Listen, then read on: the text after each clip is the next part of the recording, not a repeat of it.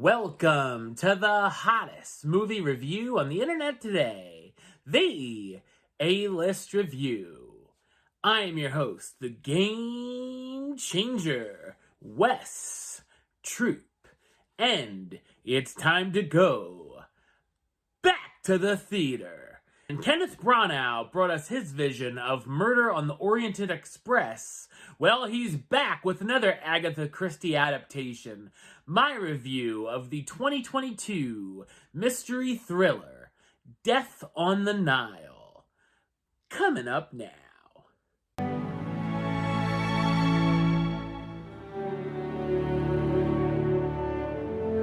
Set in 1937, world-renowned detective Hercule Poirot is on vacation in Egypt when he runs into his old friend Bouc and Bouc's mother, Euphemia. Bouc introduces Poirot to his friend Lynette Ridgway, an heiress, and her new husband Simon, who are celebrating their honeymoon and have invited a number of guests.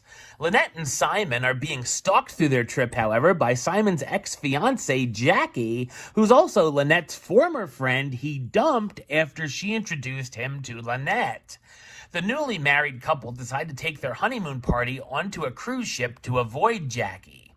Of course, someone on the ship is murdered, and Poirot jumps into action, doing what he does best, try and solve the case. So what did I think of Death on the Nile? I thought it's a mildly enjoyable mystery thriller. It's based on the 1937 novel of the same name by Agatha Christie. It's directed by Kenneth Branagh, who also stars as Poirot, as he did in his adaptation of Murder on the Orient Express. Branagh is also known for directing a number of Shakespeare adaptations, Thor, Cinderella, and his Oscar-nominated film Belfast. The movie looks great for the most part, minus some odd-looking CGI animals, but the scenery and set pieces can look fantastic. The film starts with a prologue set in 1914 World War I's Belgian trenches, where we get a background story for the detective's mustache, 'cause why not? The story gives us a lot of setup, which goes on too long and honestly could have probably been cut in half, as it's very slow build as we wait for the murders to happen. This makes the first hour of the film's pace drag, but luckily it picks up when the mystery finally begins in the second half. Once the murder occurs, Poirot interviews the suspects, where we actually learn more about them as he tries to figure out the motives. Some of which, of course, are better than others, as more bodies begin to pile up.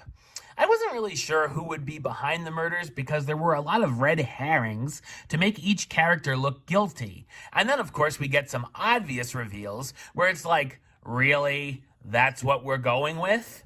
There's also a few subplots going on that probably could have been trimmed down a bit. While there were a few interesting characters, most of them aren't really all that exciting, don't stand out from the background, and really aren't given much to do.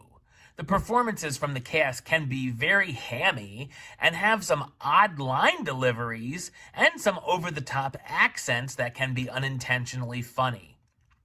The cast stars Kenneth Branagh as Hercule Poirot, the famous detective who finds himself having to solve his latest case, Gal Gadot as Lynette Ridgway, the wealthy heiress on her honeymoon, Armie Hammer as Simon Doyle, Lynette's new husband, Emma Mackey as Jacqueline de Belfort, Lynette's former friend and Simon's ex-fiancé, Tom Bateman as Bouc, Poirot's friend and confidant, Annette Bening as Euphemia, Bouc's mother and renowned painter, Letitia Wright as Rosalie Otterborn, a business manager Bouc is in love with, and Russell Brand as Linus Windlesham, a doctor who happens to be Lynette's ex-fiancé. Death on the Nile takes a bit to get going, but once the mystery starts, it can be entertaining enough to warrant a watch. Number-wise, I'm going to give it a 6 out of 10, which gives it the A-list rating of do it. Alright, well that's the show. I'll be back with another review very soon. But until then, don't forget to subscribe right here on YouTube. youtube.com/westside515. Like the show on Facebook, facebook.com/WestTroopAlist. And of course, you can follow me on the Twitter, the Instagram, and the Letterboxd Atlas A-List. Until next time, Troop out.